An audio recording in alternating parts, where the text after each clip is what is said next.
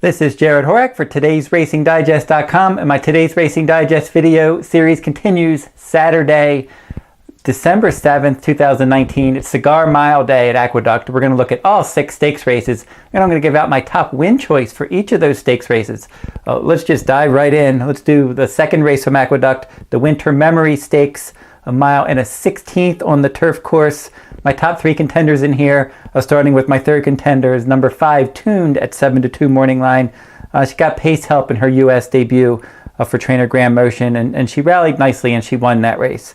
And I think she's probably going to get some pace help in here as well. Probably not going to offer a ton of value, but from off the pace, she's a threat. My second choice is going to be the 2, Shelter Island. She's 4-1 morning line.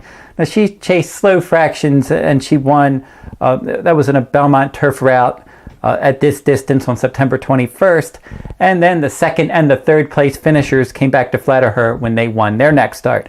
So for Chad Brown, don't be surprised if she takes more money than that 4-1 morning line, and she's probably a threat. But I'm going to go with number 4, Atomic Blonde, 6-1 morning line. Now this one, she was up on the pace and she ran well in all 3 of her turf starts. Now she's fresh for this race. Her numbers are improving, and at 6-1 with a good middle post with that tactical speed, at some point she'll probably pounce, maybe have the lead, and then have to hold off to late runners. But take my chances at 6-1 with number 4, Atomic Blonde. Let's go to the 4th race from Aqueduct, the Autumn Days Stakes, 6 furlongs on the outer turf course in here. Number 3, Rose Flower, will be my 4th choice in here. She's 6-1 morning line. She's 3 for 4 in turf sprints, but those 3 wins were at 7 furlongs. This is 6 furlongs. She might run out of ground. Number 1, Rocky Policy, will be my 3rd choice, 6-1 morning line. This one, she's been in decent form since Bob Hess Jr. claimed her back on August 1st. She's run well in back-to-back races, and then Javier Castellano got to know her last time when she rallied to finish 2nd at Keeneland on October 13th. And she did break from the inside post that day as well, so we know she can handle that inside post. She'll probably rally from off the pace. The 7, Fire Key, is the one to beat, 9-5 morning line, will be my 2nd choice. She's versatile. She can set the pace. She can stalk. She can close. She almost always finishes 1st and 2nd in 6 furlong turf races. So she's a very solid contender, but not going to offer a lot of value. I'm going to go with the 4, Broadway Run, as my top choice. This one's 3-1 morning line. She hasn't quite been as good this year in 4 starts, but she did run well in 2 of those 4 starts. The only 2 times she didn't come in, she had outer posts in those races, and neither of those races were at 6 furlongs.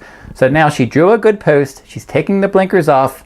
Her winning rider, Luis Saez, is going to ride her back.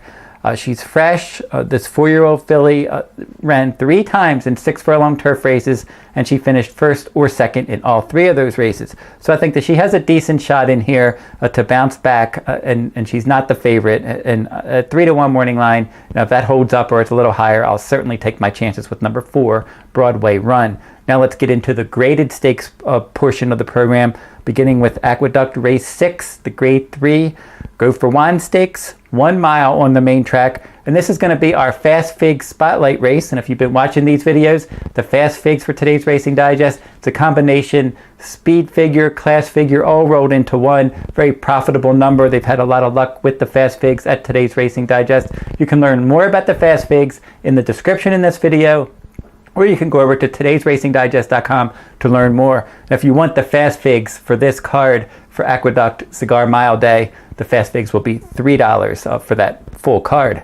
But the Fast Figs, as I said, this is the Spotlight race. Another broad, number 4, has the best Fast Figs in here, a 133. 3 horses are tied with 129, and then including Cigar Row, our Supernova, and then Spice Perfection, your favorite, has a 127. So another broad has a solid 4-point lead in the Fast Figs in here. Now we mentioned our Supernova. That's one of the ones with the 129. This one, that was a nice win last time out. 7 furlong victory against New York bred stakes foes. So now it's going to step up and face graded company this time. She does like this course and distance. She drew a decent post. Number 5, Cigar Row, 8-1 morning line. The big question here is the 1 mile distance. This 1 mile race will be around 1 turn. But she's made some nice progression this year for trainer Mike Stidham. I've picked her on a few occasions. She's run well, and she ran well last time. She's got running style versatility. Last time out, a nice stakes victory at Aqueduct. That was the Pumpkin Pie Stakes Joel Rosario rode. He's going to ride her back. Every time Rosario rides, she seems to do well. Number 3, Spice Perfection, 3 to 5 morning line, certainly the one to beat. If she can handle this extra distance today, she's certainly a very likely winner. She's a 2-time Grade 1 winner. She's reconnecting with Javier Castellano today. He's ridden her to victory before. She's probably going to be up close to the pace. The pace doesn't look to be that quick in here, but I am going to go with number 4, Another Broad. 7 to 2 morning line. She's the fast fig horse with the 133 that we mentioned a bit earlier. Now, she does own competitive numbers. She fits with these, it seems like, from a class standpoint. The big question is she going to get enough pace help? There's not a ton of pace in here, but some of these are a little bit questionable at the distance, including Spice Perfection and Cigar Row. But I know Another Broad cutting back can certainly get it. And she likes Aqueduct. That could be the key. She won the Top Flight Stakes at Aqueduct on April 13th. And then last time, she was clearly second best in the Turn Back the Alarm Stakes at Aqueduct on November 2nd at 1 1/8 miles. And she has won twice at this distance. So I'm going to take my chances with the 4, Another Broad.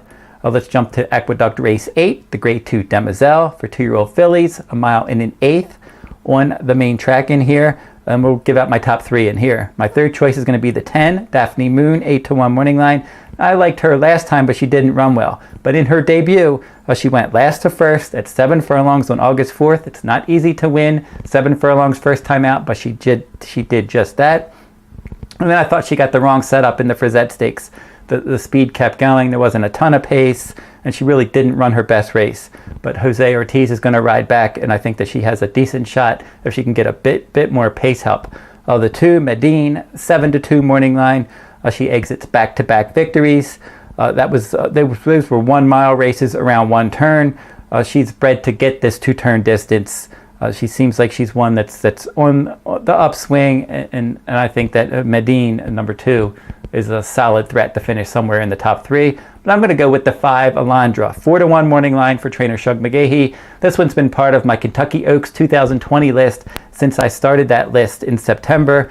And she's shown good promise in her first 2 starts. Her career debut, she went wire to wire, 7 furlongs at Saratoga on September 1st. Now, Shug McGahee runners, a lot of them don't show speed right out of the box. Sometimes he gives them a start, but this one showed good speed, kept on going, solid speed figure in that September 1st debut.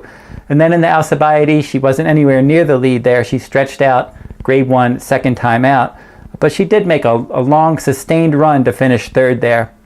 And I thought that was a solid enough effort. The winner of that race was British Idiom, and British Idiom is undefeated for trainer Brad Cox. She's your likely 2-year-old filly champion. She won the Breeders' Cup Juvenile Fillies. So this Shug McGahee filly here, bred to go all day. Joel Rosario is going to ride back. She seems to be training steadily. She's not training super fast, but she's training steadily for this race. She's going to get some pace help, and I think Alondra is going to be along in time in the Demoiselle Stakes. Let's do Aqueduct Race 9, the Grade 2 Remsen for 2-year-old males, 1 1/8 miles on the main track. Once again, give out my top 3 in here, beginning with number 8, Alpha 66. This one's 4 to 1 morning line for trainer Todd Pletcher. More of a grinding type runner, doesn't have a big turn of foot, but maybe that'll work out well in this 1 1/8 distance. I think he's probably going to like this extra real estate for trainer Todd Pletcher. He does have decent stats when he has his horses removing blinkers. This one is a $400,000 purchase. Liam's map is the sire. He's fresh. The debut, he ground out a nice victory there. Well back to the show finisher. And then last time in the Champagne, didn't get a ton of pace help, just kind of ran in place, raced evenly. But now this extra distance, he could move forward. Aja Weed, number 4, will be my second choice. This one's 9 to 2 morning line for trainer Karen McLaughlin. Really did improve second time out, beating today's rival, number 2 of Forza Di Oro in the process. Now in that race, that was at Belmont Park on September 11th. Aja Weed was inside, got the jump.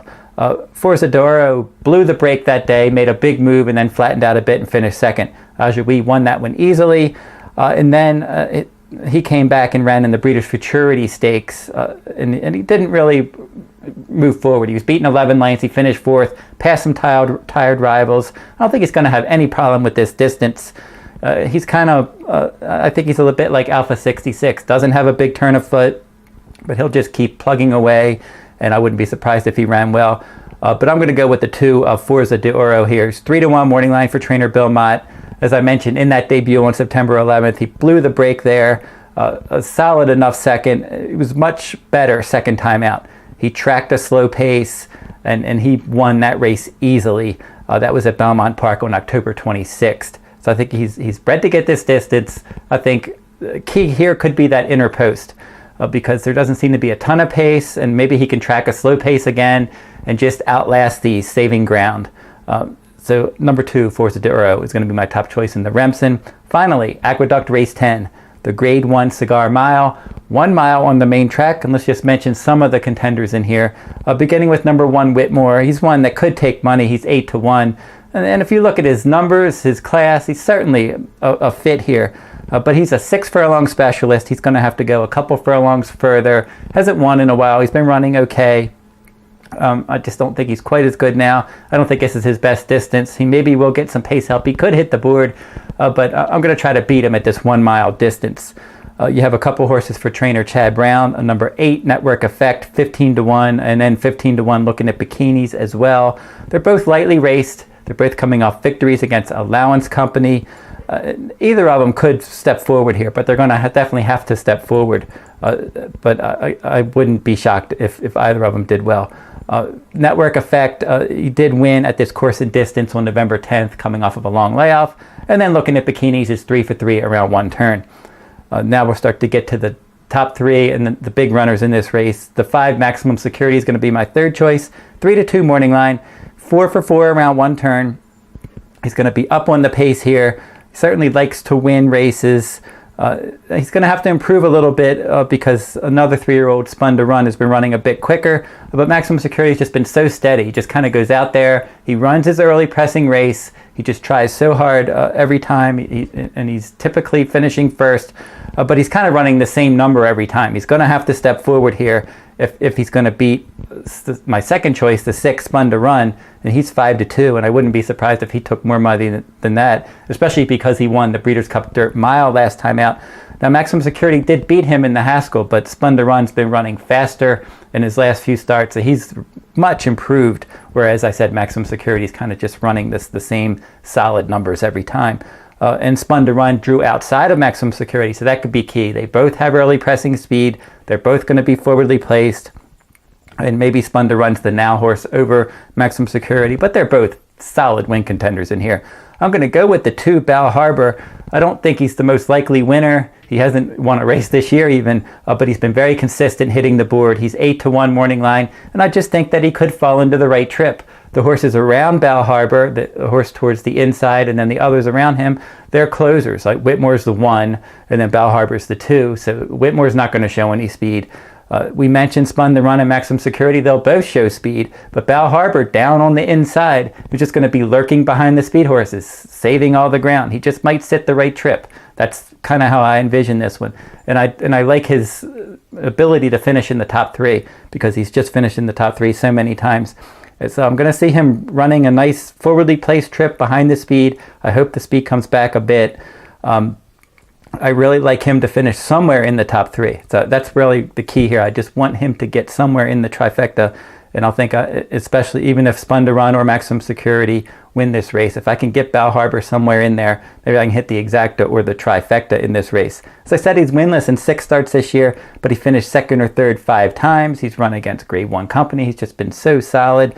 Now, in his last race, in the slop in the Fayette Stakes, that was a Grade 2 at Keeneland on October 25th, he ended up finishing 3rd. The top 2 runners in there, Tom's D'Etat, Mr. Freeze, they came back to finish 1st and 3rd in the Grade 1 Clark at Churchill Downs last week. So he exits a productive race. He's been solid all year.